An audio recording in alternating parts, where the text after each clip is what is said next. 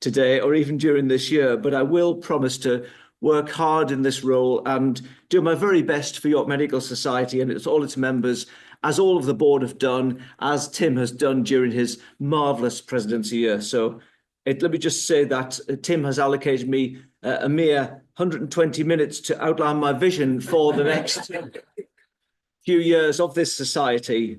112. We've got through the other things quickly, haven't we? So I don't think I need to cut it short in any way. But so maybe just the key points then. Okay, I know there is a buffet today, so so I'm going to add my thanks. These are repetitive thanks, but I think they bear repetition. Dr. Catherine Griffiths has been wonderful to work with this past year, and I do echo what's already been said about Catherine: a common sense, direct approach at times, hard work and dedication to the board and its achievements, both as president and as secretary. And as you've heard just a few moments ago, we have a wonderful and refreshed board of trustees who do work behind the scenes. In fact, I was really amazed in becoming part of this organisation, just how much goes on beyond the Friday meetings, actually. It's like a swan swimming along with a lot of it below water, or some metaphor like that. So I am also delighted to welcome Dr. Barbara Adams as president-elect. That sounds wonderful, doesn't it? And Dr. Bob Adams as a new or slightly new trustee. I myself am a great supporter of marital partnerships in York Medical Society, and I do hope their professional relationship can survive and even flourish as I once believed mine would. I didn't have time to spell check this beforehand. I also want to say a big welcome to Dr. Phil Duffy, who regularly appears in the top 10 of consultant neurologists in York. And Phil tells me that at the end of his movement disorders clinic, this is after a game of tennis, by the way, at the end of his movement disorders clinic, he often has some spare botulinum toxin. Don't think it was a threat. So I believe that he would be willing actually to donate this to any York Medical Society member who needs a cosmetic facial top-up. Subject to GMC approval, of course, and paying the annual membership fees. But have a word with Phil after that, because I've had a bit of work done myself in that area. I am actually a lot older.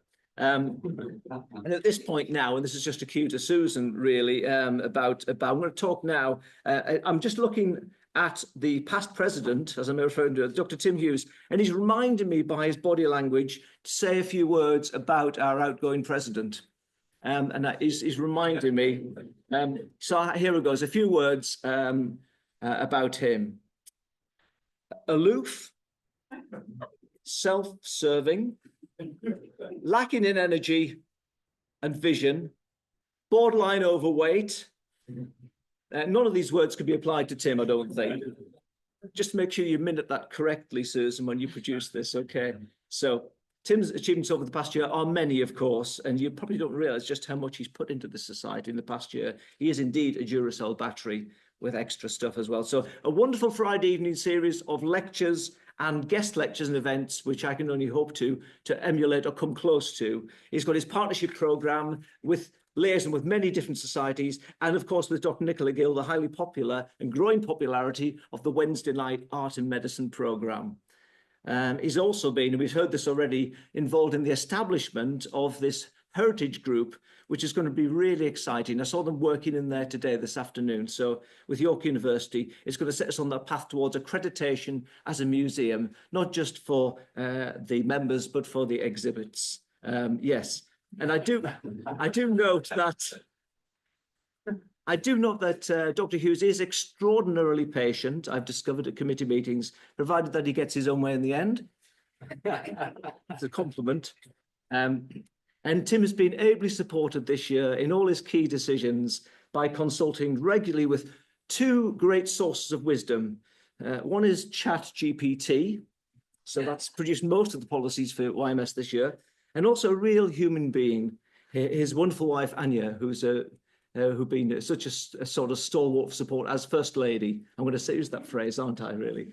So thank you to her as well.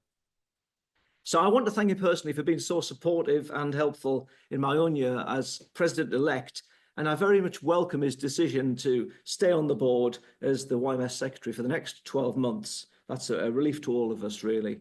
You will get a chance to put him on trial shortly, obviously.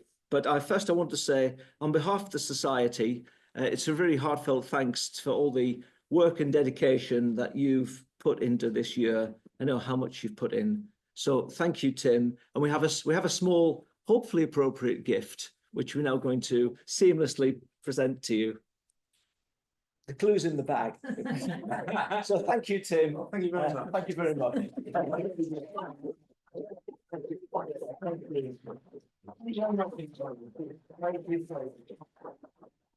I invite you to do another speech, but you've just done one, haven't you, really? You probably have another statement read out, spontaneous statement. So I just coming to the next bit. This is nearly finished, by the way. Okay, it's just you're wondering about the buffet going cold.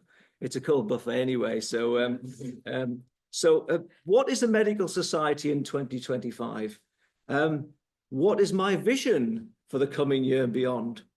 And I think it was George Lichtenberg who said, I cannot say whether things will get better if we change. What I can say is that they must change if they are to get better. And that's certainly a metaphor for us today. So I thought I'd just put a few points together about the different areas that are being covered. And this is not just my vision, but the vision of the Society and the group as a whole. So the first thing is modernisation. And we can't continue simply just to exist. We need to positively thrive as well. And many medical societies around the country, I guess, haven't thrived. We've got the wonderful assets we have, the physical assets, and we have the wonderful members as well. So I think that does mean, as Tim has already said, reaching out to a group of doctors and allied health professionals that wouldn't normally come here. Many of you might not have heard of us. We've got to stay relevant and inclusive. I didn't want to use the word inclusive today, but I couldn't avoid it in the end. So, and this does mean looking at our website, design, social media, publicity, and all the electronic systems. And I know from certain conversations that's in progress. In fact, I do have every confidence. This is going to sound strange. Susan, as the new manager, does wish to build on all the wonderful work and wisdom of Jane as her predecessor. So we're taking things forward there with Susan, who's handed over with Jane in our kitchen over several evenings in February and March. Yeah, I think it was in our kitchen. Yeah. And the second area we've got to focus on in the Society is financial stability, as John has alluded to, really, and make sure that our capital and our assets both grow. So as an events organisation, hiring out the rooms, you probably don't have much to do with this, but our wonderful rooms are the hideout in the daytime, and those do roughly cover the staffing costs. So I think if Susan and Angie are given the time and opportunity to grow this, then it will help us ensure our financial longevity in the future. Tim's begun this process, but we want to do more. We do want to reach out to partners, develop the local links with the doctors in training, academia, and the Royal Colleges and examinations, so we stay relevant. The third area, this is the serious bit of the speech, by the way, so it does get lighter towards the end. The third area is charity. Not only are we a successful charity, nationally registered, but we also give thousands of pounds away to charity every year, don't we, to those charities you've chosen. And the Malaria charity, I think that was a total of, correct me if I'm wrong, something like £3,500. So that one event sent £3,500 to palliative care in Malawi. Marvellous. So my chosen charities for this year, and I understand there are 3 charities you meant to choose, a local, a national, and international. So I've thought carefully about this. So my local charity is going to be the Joseph Rowntree Theatre. And you might be thinking, why a theatre? Well, for those of you that don't know, it's on Haxby Road, opposite the old Rowntree Kit Kat factory, where everyone used to go in there in the 1930s for a break. And it's staffed entirely by volunteers. And having been involved in another life with various productions there and the staff there, I know that it's got a great heart. In fact, it's got a fund at the moment called Heart for the Arts. They're going to build more facilities for disabled access, like all places, more toilets. I know this is a common thing, really. And they're also the thing I like about the Joseph Rowntree Theatre, apart from being very much a part of that, is that they are very much welcoming the community to do things together, like the York Community Choir Festival, large community choirs with people in them, dementia choirs. So it's both an entertainment. We all know how good entertainment is for our mental health, but also for everyone else as well. So I'm hoping that you'll support the Joseph Henry Theatre. We'll have a tour around there later this year and invite them in here as well to speak. So the second charity is the national charity, and this is the British Heart Foundation. This has personal resonance for me, with my father. He had heart disease, but he also was a great supporter of the charity. And when you look at the programme for this year, we've got Professor Bernard Keaveney, who is in fact the British Heart Foundation Professor of Cardiovascular Medicine. So it couldn't be more appropriate, really. He was really glad that he could. So he's going to come and speak at our annual oration in October this year. He works at Manchester University. He's the ex-chair of UK Biobank, by the way, so big genetics database. So I think he's going to be talking about the prevention of heart disease and detection at an early stage. So hope you'll welcome him there on the 11th of October, which of course is a Saturday at 2 p.m. And then finally, our world charity is the International Committee of the Red Cross. And you don't need me to tell you how many conflicts are going on in the world at the moment. So I felt we couldn't ignore our place as a medical society and just as human beings to just engage with this and realize that we've got a lot to contribute to try and help the many conflict zones around the world. So I hope we take a big stage approach to that, and we can help to get this planet on which we live back under some sort of control. And then the fourth vision, it's not a vision, it's more a statement about what we do, isn't it? Despite what I've said, I want these meetings to remain a core part of what we do, a good physical meeting space, education, socializing, just enjoying having a good time, meeting our friends and colleagues here, like-minded people.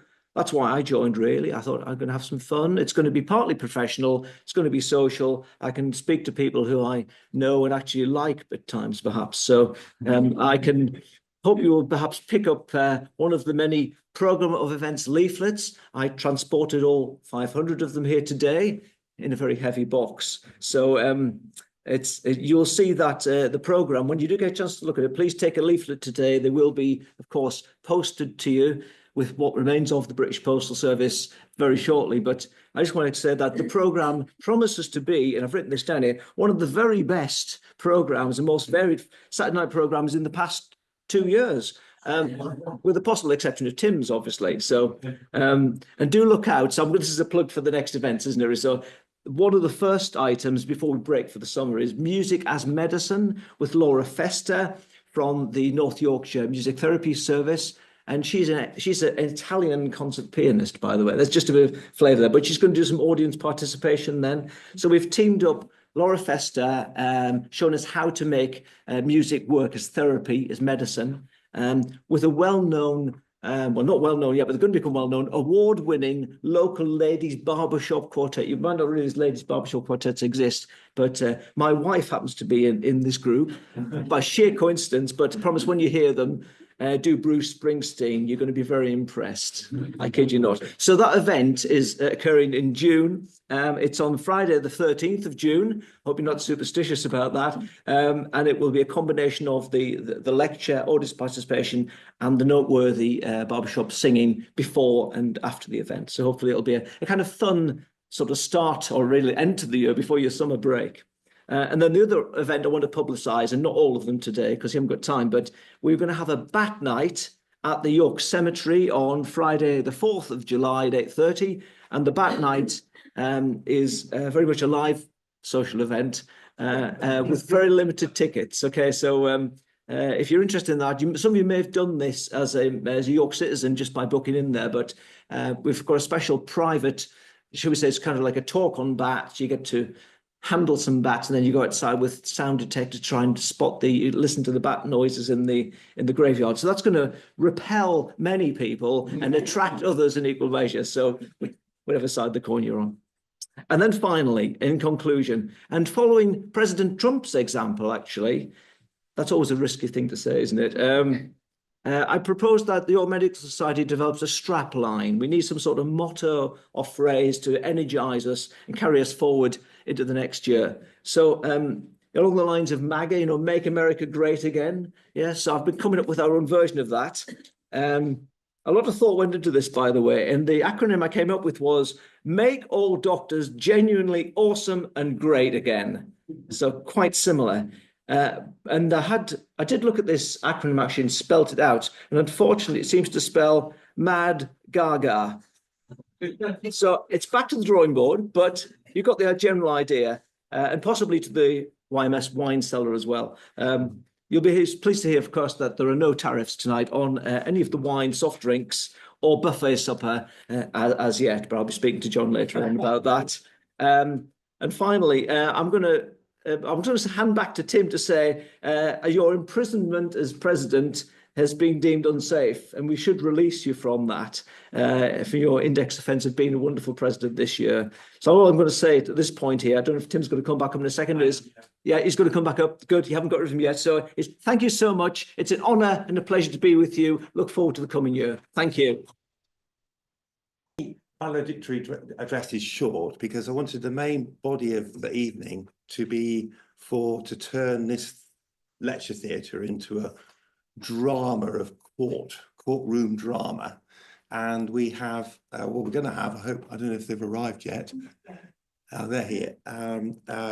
Two magistrates from the Magistrates and the Community programme from the North Yorkshire Bench, who are going to run a mock trial and sentencing exercise, and I'm just going to give a few remarks before that. Then I thought I'd give you a few remarks, and you can have a little walk around, quick drink, and then before food, all take part in this courtroom drama. There is audience participation. There are 11 roles to play, and you'll be given sheets to read out your bit, and you can be whoever you want. You can go to the dark side, or be a prosecutor or defence, and etc.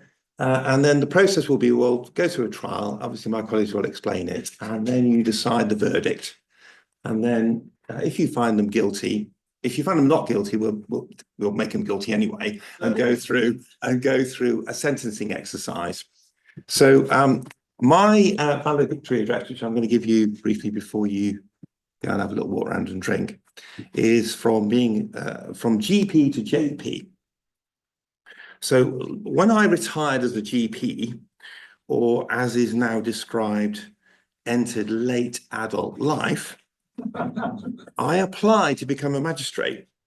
After an application, selection and vetting process that took over a year, I found myself standing up nervously in the imposing surroundings of courtroom 1 in York Crown Court, surrounded by new magistrates, court officials, family members preparing to affirm the judicial oath before the Recorder of York, His Honour, Judge Sean Morris. And this is the oath. Stood up there. I'd never been so nervous. I couldn't, overwhelmed with nerves. It was really choking it out. But these are the words of the judicial oath. I do solemnly, sincerely and truly declare and affirm that I will well and truly serve our sovereign Lord the King in the office of Justice of the Peace, and I will do right to all manner of people after the laws and usages of this realm, without fear or favour, affection or ill will. I found these quite stirring words. And I always thought when I applied to do medicine that I'd be standing up at the end of medical school giving a Hippocratic oath. Never happened. You know, my gran said, oh, you'll be doing the Hippocratic oath now. Nothing. And I don't know if anyone in the room, has anyone in the room ever stood up and given the Hippocratic oath? I think it ended up in the good medical, I think I read it, you know, in the good medical practice, but I've never actually said it. So this really meant quite a lot. And these stirring words of the judicial oath were first formalized in 1868, and they remind us that public service rests on a promise to do right to all manners of people without fear or favour, affection or ill will. That principle will be familiar to all of us who've worked as clinicians, whether in the consulting room, in an A&E bay, on the ward or in the home. We are trained to listen carefully, weigh information impartially, and act in the best interests of those we serve without bias or assumption. When I first joined the North Yorkshire Bench and undertook my training and started sitting in court, it felt that I was stepping into an entirely different world. But in fact, I quickly discovered some striking parallels with my clinical life. Like working as a clinician, magistracy is fundamentally about people, their lives, their challenges, and their stories. It's about listening with an open mind, making decisions with incomplete information, and working within a framework of duty, law, evidence, and ethics. As a clinician, I would take a history, examine and interpret symptoms to reach a diagnosis and offer care. As a magistrate, I hear evidence, consult legal guidelines, and reach a verdict or sentence. I uphold the rule of law. And in both roles, I'm acutely aware that decisions we make may have a profound and lasting impact on people's lives. The approach must always, in both settings, be measured, compassionate, and fair. There are, of course, some key differences. In medicine, relationships with patients often develop over time. In court, you don't develop relationships. You see someone once, and you must make an objective decision that balances justice with humanity. My medical career required years and years of formal training and loads of exams, but magistracy is built on structured but accessible training, open to any citizen of good integrity and good judgment, regardless of background. What unites both roles is public trust. Our community entrusts us in one case with health and protection, in the other with justice and accountability. And both are team efforts. In clinical practice, we work with colleagues and specialists. In the courtroom, we sit as a bench of three and rely on the expertise of legal advisors and probation officers. Serving as a magistrate has deepened my appreciation for fairness, objectivity, and due process, values that reinforce our work as clinicians. It's also reminded me how valuable our clinical perspective can be when utilised in different settings for the common good.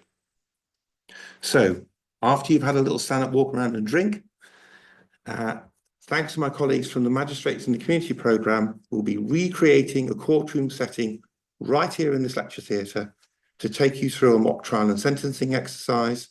It's a chance for you to experience firsthand the kinds of decisions magistrates are called upon to make. Thank you very much.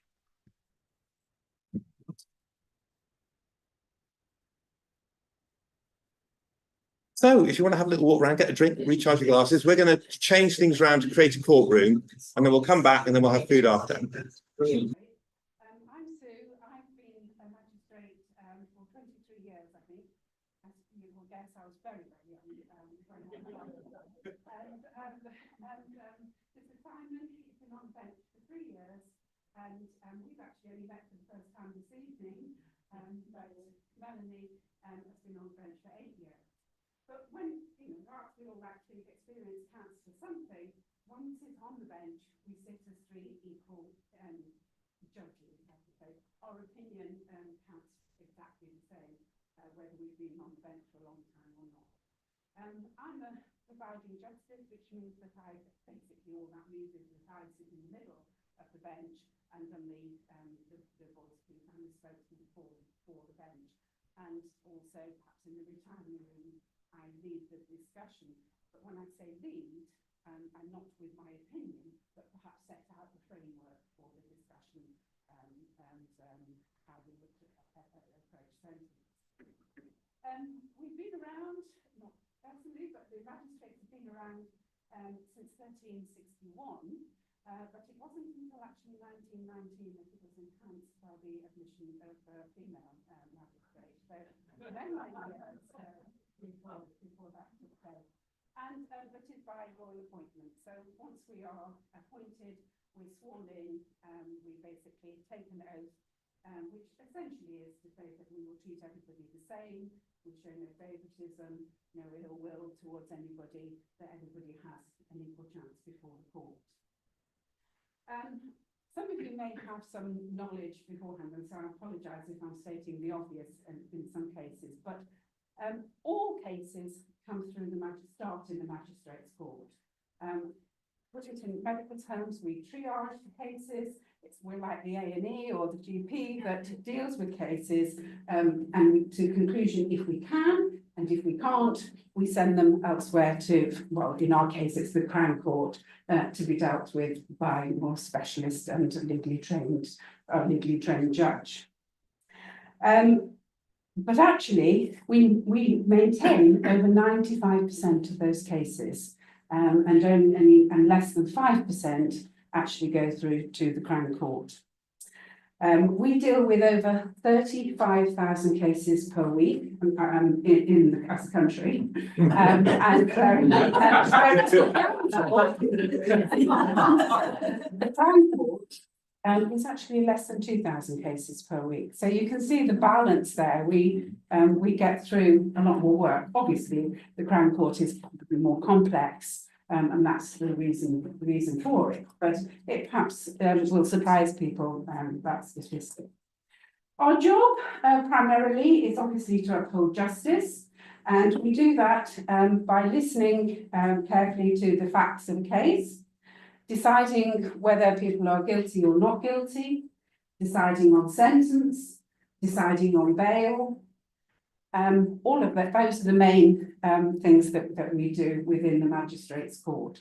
We also, as well as dealing with criminal cases, there is a family court, which is slightly different. But today, for the purposes of our exercise, we're going to be doing an adult trial.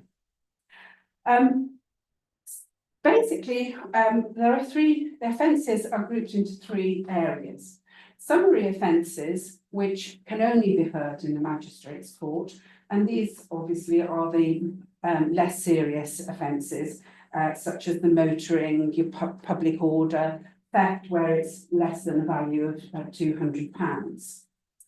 We then have either way offences. Now these can be heard either in the Magistrates' Court or in the Crown Court, and they go up in terms of the level of seriousness. So we'll be looking here at assault, at burglary, drug offences, and we have to decide whether we keep them in the Magistrates' Court or whether we send them to the Crown Court, depending on what we imagine the sentence will be. So we'll look at the case, we'll hear submissions, and we'll gauge whether we can keep it. If we make a mistake and we actually keep it and then find that actually it was more serious, we can then send it up to the Crown Court to be sentenced if we don't feel that we have the sufficient powers.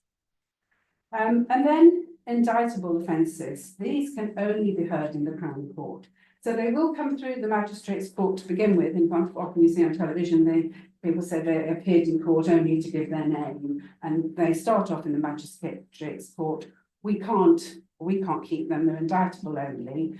These are serious offences like rape and murder, robbery, although I did actually have one the other day, last Monday in York, where we had to send it to the Crown Court because somebody had gone to Fulford Road, had been arrested, taken to Fulford, no, actually turned himself in at Fulford Road Police Station, and all the cells were full. That's, I think maybe over the bank holiday they get a bit full. And so they asked him to wait in the foyer, and actually he walked out, and they didn't notice, and so escaping from custody is an indictable offence. I don't think it was designed for that. You think of people digging tunnels, and in actual fact this guy just walked out. So when that finally comes to the Crown Court, I dare say there'll be a few red-faced policemen who will be rather embarrassed in front of the judge there. So I'm not going to say much more about the role of a JP, because I know the purpose of this evening is to get you involved and do the trial. But I think I do need to just explain how we would get to the day of trial. The defendant will appear before the court and is asked to plead. And obviously, if they plead not guilty, then the case will be set down for a trial. If it's an either way offence, we'll have to decide whether we keep it or not. If it's summary, it will automatically stay with us.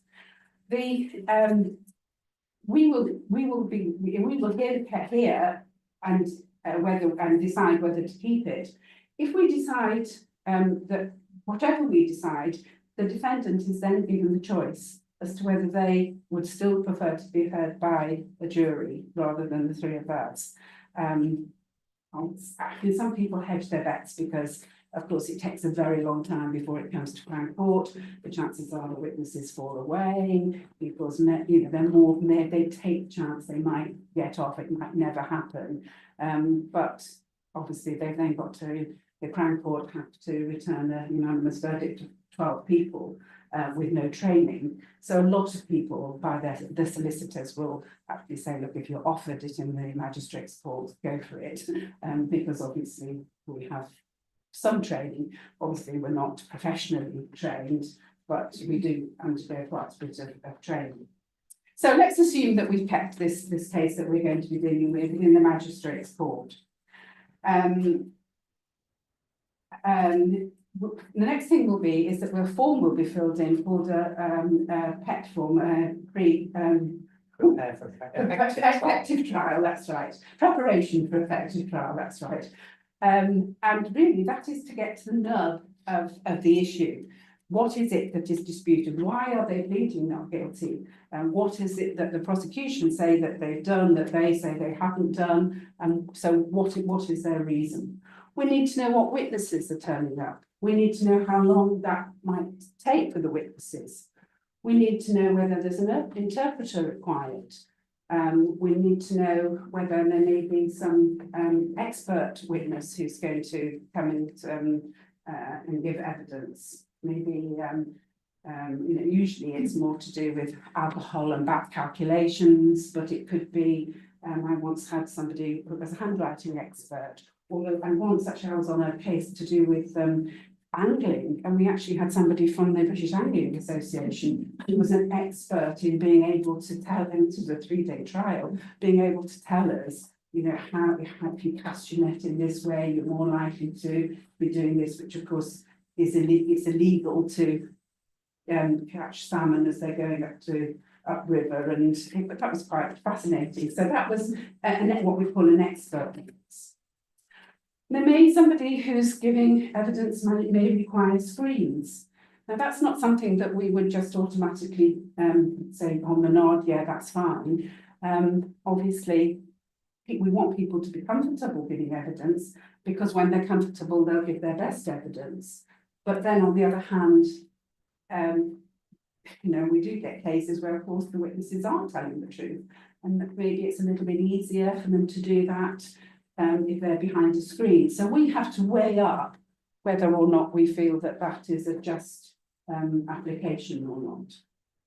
And then also evidence. The prosecution would have to serve on the defence the evidence that they're going to rely on in court when it comes to the day of trial.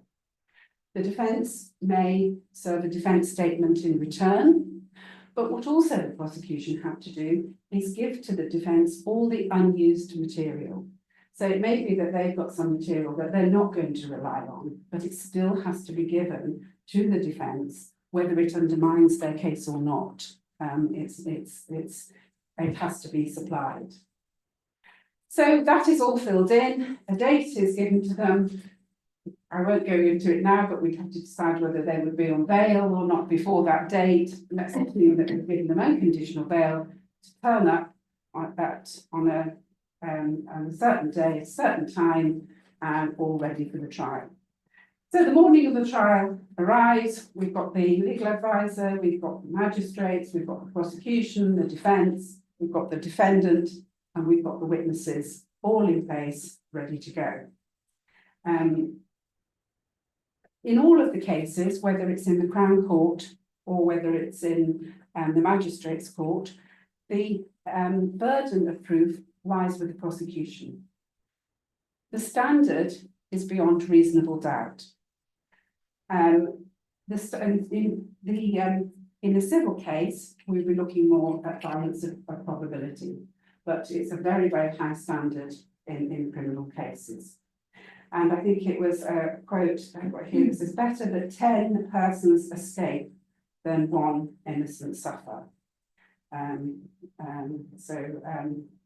of course, it's only actually been innocent until proved guilty is a phrase that we're all familiar with, but that hasn't always been the case. I think pre-1930s, that wasn't the case. But obviously our objective is to give everybody a fair trial. So I'm going to try and rattle through this because it is getting quite late for you all, but just to give you a bit of a view on sentencing. So of course, the starting point on sentencing is we needed to find our wrong here guilty. Okay, so I know we found him not guilty, but let's work on the basis that we found him guilty.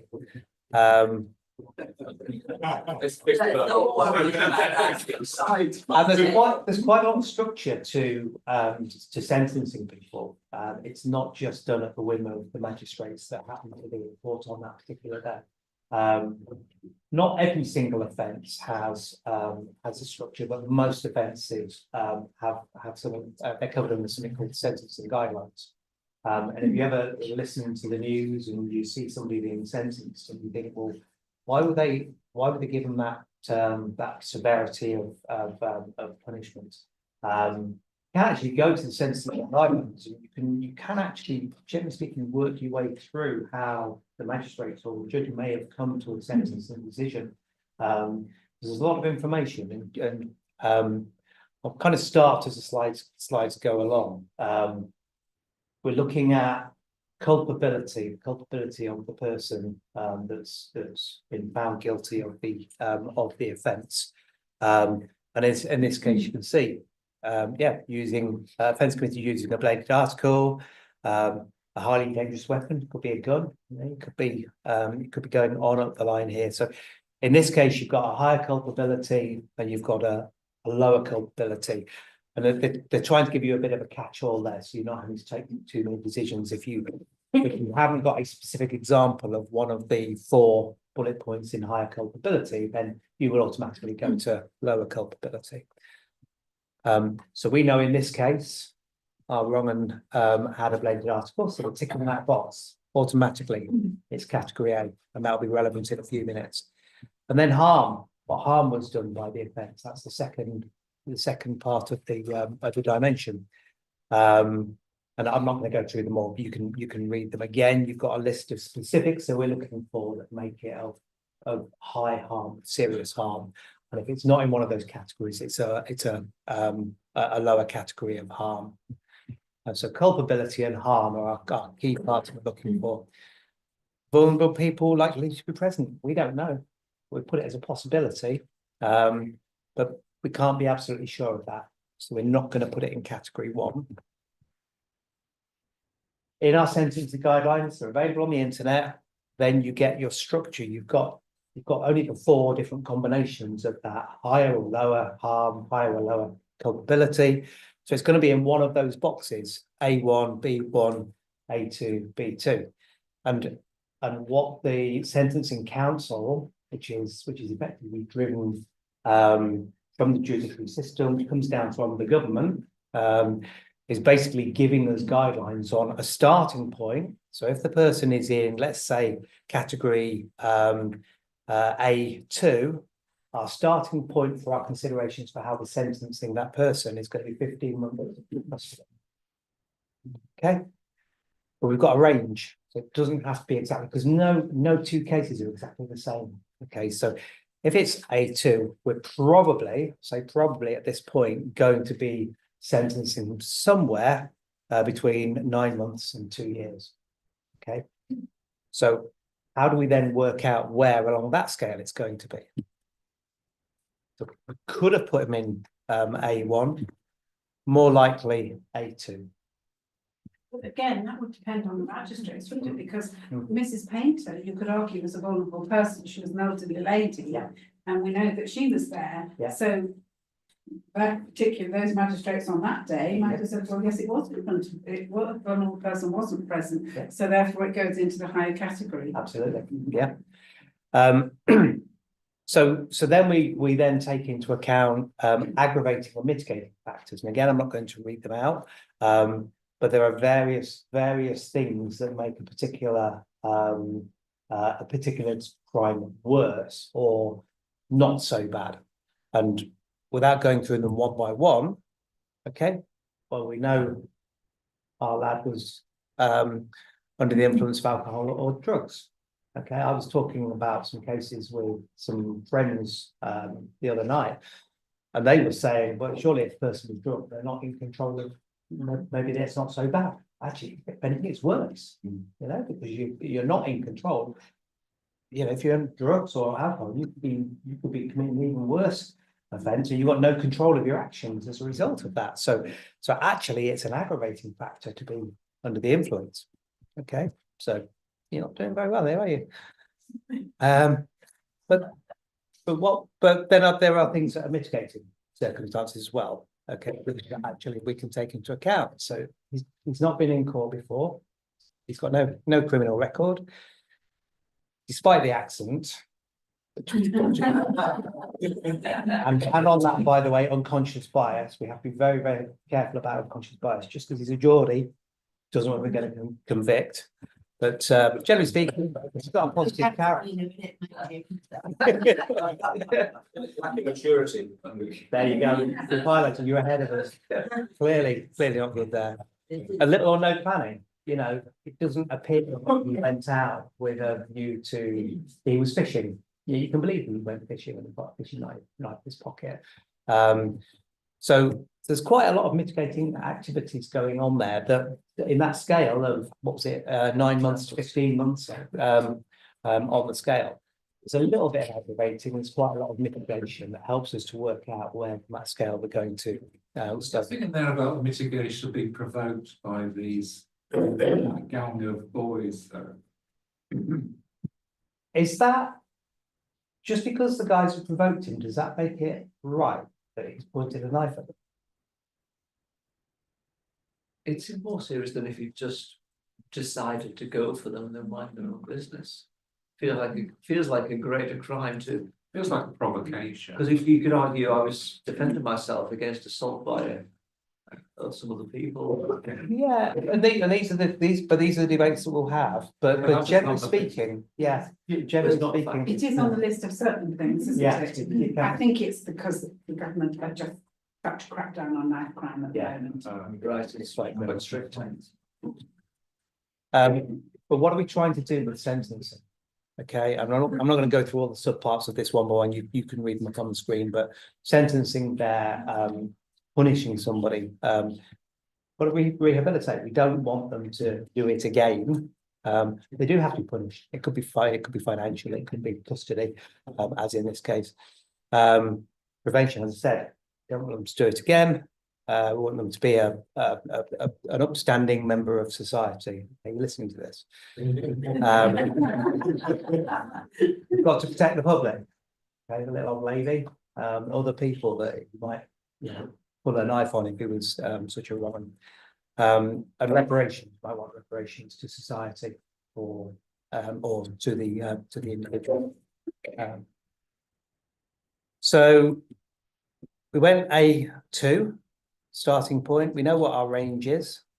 So we know this person is likely to go to prison. That's going to be our starting point, prison. But we also apply an angle that says we don't actually want to send people to prison. Okay, and this is a contentious point. It's a really contentious point. Now, and if there are, and we don't have time to go through all these, there are other things you can do to punish and achieve all those different angles that would avoid sending someone to prison. And if you can come up with enough of those angles of other elements of punishment that would avoid them going to prison, then that would be the preferred approach. Okay. But in this case, with that crime, it's unlikely you can come up with enough other things that would punish, that would stop you sending them to prison. So we're sending them to prison. But these are guidelines. They're not rules, as it says, and we can move away from the guidelines if we really have a good reason. But we have to make sure that we document the reason, and it's quite clear in the pronouncement as to why we are varying rules. It doesn't happen very often, does it? We go away from the guidelines. But yeah, that's what guidelines. Can we suspend? I think that's suspending sentence. Yes, Yeah. yes. So, So you're saying it has passed the custody threshold. yeah. Can we step back? Is there a real prospect of rehabilitation? Yes or no? Manner. So that's it.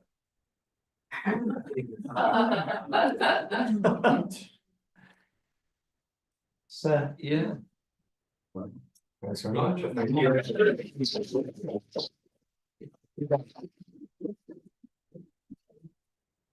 yes, I should just say thank you to you, expert magistrates today for such an entertaining evening, and I've learned quite a bit tonight. Not all of it strictly to do with the law, but and thank you to Tim for putting this on for us as well. So, thank you so much.